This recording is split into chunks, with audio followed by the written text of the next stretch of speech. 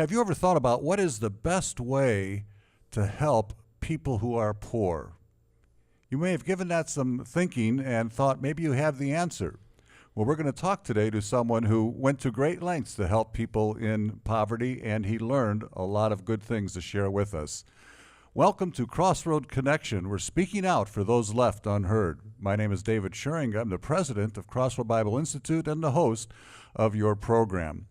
In the studio today, I have with me a good friend, long-time partner with Crossroad, Mr. Ted Boers. Welcome, Ted. It's great to be here. Ted is an entrepreneur, a businessman, a philanthropist, just been a great man in the community and has cared very much about helping people who are poor. And he's written this book. It's called Demons of Poverty. And it's quite a read. I'm going to tell you at the end of the program how you can get a copy. But The Demons of Poverty, it's a brand new book out. You can go to demonsofpoverty.com, by the way, if you want to look it up. And it talks about a recent experience that you had, a 10-year experience, I think, about seeking to make a difference in one of the poorest countries of the world, Haiti, an underdeveloped nation that is just in dire straits. Mm-hmm. And as a businessman, as a Christian, you had concerns. Why Haiti and why poor people? Yeah, great question. Because 12 years ago, I would have asked myself the same questions had I known what my journey was going to look like. The basis of this whole journey was simply a scripture verse, as sometimes it frequently is in our lives. And this happened to be a verse in Proverbs where it says very simply, "He who ignores the cries of the poor, he too will cry out and not be answered." And when I read that 10, 12 years ago, I go, wow, God really takes our responsibility to the poor seriously. And maybe I have to do more to take the poor seriously. And that launched me on a journey that ended up being 10 years of work in Haiti. But my journey was wrapped around three questions that I defined very, very early in the process.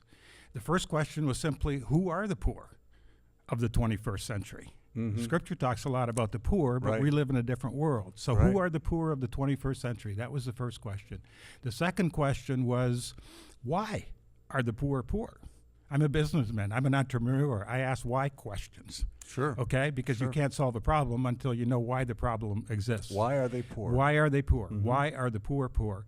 And then the third question was, how do we help the poor?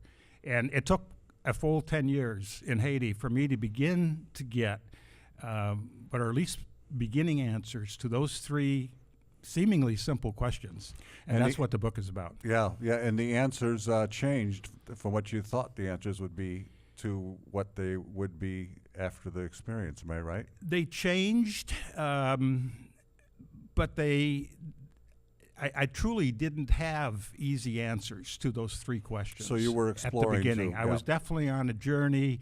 I can honestly say that I went to Haiti knowing that there would be lots of poor people there, and I could meet some of them. I could wander around Port-au-Prince and see their situation and talk to them and learn from them. That was my mission.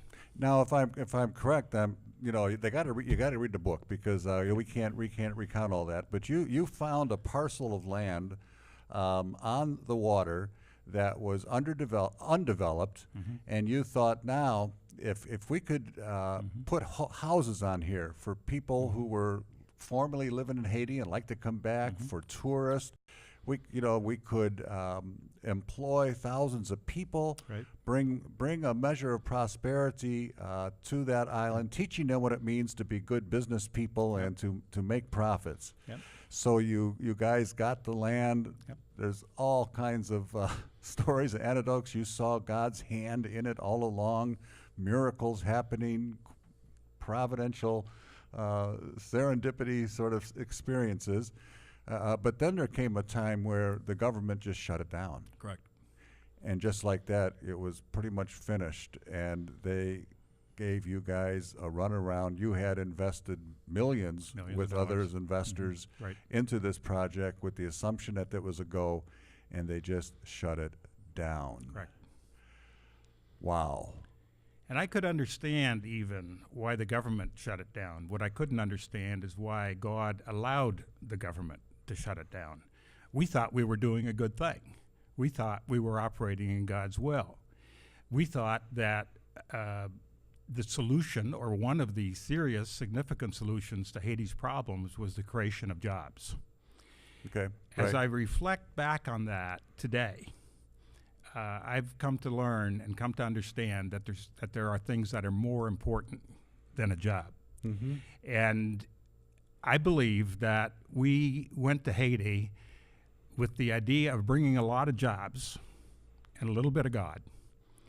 But I think we had the formula backwards. I think we should have brought a lot of God and a little bit of jobs. And ironically, because of the land development project being shut down, we continue to this day to have a presence in that neighborhood. And the presence today is spiritual, not economic. Mm-hmm. And today's spiritual message is having more impact than our economic message was having when we were spending millions of dollars. What did you find that you learned or experienced or avoided, that things that were brought up in the book When Helping Hurts? I know that you... I read the When Helping Hurts book probably 3 years ago, because that's about when it came out. So that was actually towards the end. Were there any like uh-oh moments? Yes, there were. I highly recommend the book When Helping Hurts by Brian Fickard. I think it's had a great impact on the Christian community in terms of understanding how to help and how not to help. And of course, his implication is that in our desire to help, we sometimes hurt the people we're trying to help. Right. And there's another subtle reference that you could actually be hurting yourself while you're trying to help. And this might be part of our spiritual journey that we'll talk about later. But nevertheless, the lessons that Brian lays out are in hindsight, were very helpful to me. I wish I'd read the book at the beginning of the journey, because he's very clear about be very, very careful that you don't take the lead of the project. The only people that can change Haiti are the Haitians. Mm-hmm. Indigenous leadership. The indigenous leadership idea. Right. And he comes across very strong, and this is true in every country, and our tendency as American, maybe somewhat arrogant attitude, where we go places to fix their problems, and that is because a mistake. We know how to do it, right? Because, we're from America, we can do pretty much anything. Yeah, that's the attitude we go in with. That's probably the attitude that I went in with. I don't think I had an arrogant attitude, but nevertheless, hey, I know how to start businesses, so I'm here to help you all start businesses. I've done it in the United States, I can do it here. That's not necessarily a correct conclusion to that assumption. The cultural differences can be very much misunderstood or underestimated, right? I think if I recall in the book, you came from America and said, I know how to start businesses and here's how you do it. Yep. But what you learned was that in America, we have an infrastructure influenced by Christianity. We have a history, a culture, a market place. Mm-hmm. That President Obama was little bit persecuted for when he said to businessmen, "You didn't build this." Mm-hmm. But you understand what that means, don't you? After going to Haiti, where there's systemic issues, cultural issues that you just can't plop this idea over there because it's not just that idea. But it starts with people. Yeah, it starts with people, and every country has its own culture. Every people group has its own culture, and some cultures, or you could use the word mindset, are progressive and some are not. And I don't think it matters too much how much experience you have building businesses if you're dealing in an environment where the mindset of the people is not progressive, is not I can do this attitude. Mm-hmm. In the case of Haiti, of course, strongly influenced by animist religions, particularly voodoo, the mindset is, I am not in control even of my own life. The spirits control my life. Wow. So I can't possibly be in control of my life. Therefore, how could I start a business and be successful? If the spirits allow me to be successful, that's a good thing. If the bad spirits come along, it's not going to be successful. But it's the very mindset of the people. And so what I learned through the journey was that instead of creating jobs, I believe now, today, that the focus needs to be on helping the Haitians, not to do it for them, but helping the Haitians through their own people to change their mindset. And unfortunately, that's going to take a generation, because you can't do that. Right. You can't do that in a year or even in 5 years. That's going to take a generational change. But if our Haitian friends, and with our help to some extent perhaps, were successful in implanting Christian values in Haiti, Judeo-Christian values, I think everything would change.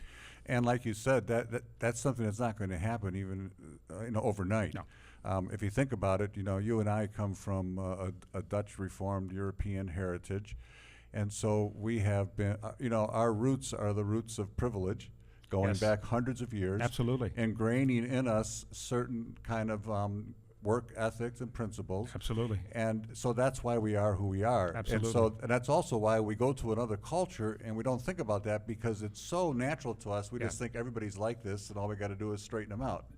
That's the mistake that we make. And that's a mistake a lot of people make.